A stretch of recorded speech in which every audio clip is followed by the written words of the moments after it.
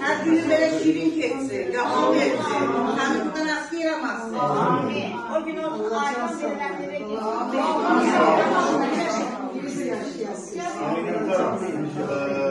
İnanın səmiyyətimə, yəni Yandırın tortda, tort yandırın da. Hər birinizə təşəkkür edirəm. Allah sizi belə deyək, bacı olmaqda, qardaş olmaqda, yaxşı əməkdaş olmaqda əskik etməsin. Mən sizdən razıyım. Allah sizdən razı qalsın. Necə belə möhkəm isə, yaxşı mənada məqsədimiz də, amalımız da xalqımıza, millətimizə qulluq etməkdir. Mədəni, belə deyək, mədəni istiqamətlərdə öz öhdəliklərimizi yerinə yetirməkdir və diqqətinizə görə siz böyük bir əziyyət çəkmişsiniz. Vallahi Allaha and olsun. Yəni, sizin mənə elə xoş sözünüz, xoş təbrikiniz, ilkin sənə də təşəkkür edirəm, əziz qardaş.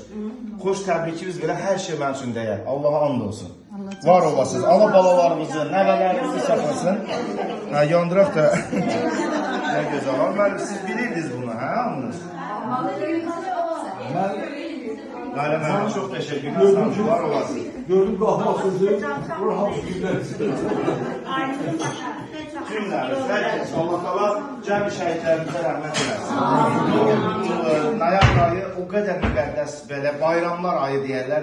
Şükür Allaha ki, vahid Azərbaycan, suveren Azərbaycanda yaşayırıq.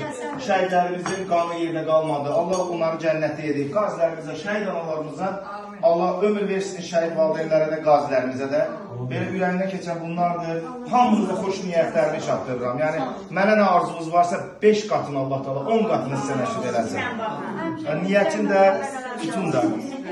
Allah sizi əski eləməsin. Amin. Allah razı olsun. Allah bize bərəkət. Ben teşekkür ederim. Var olasınız.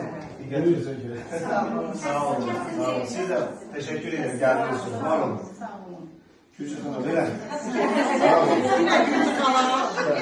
Sağ olun. Sağ olun. Sağ olun.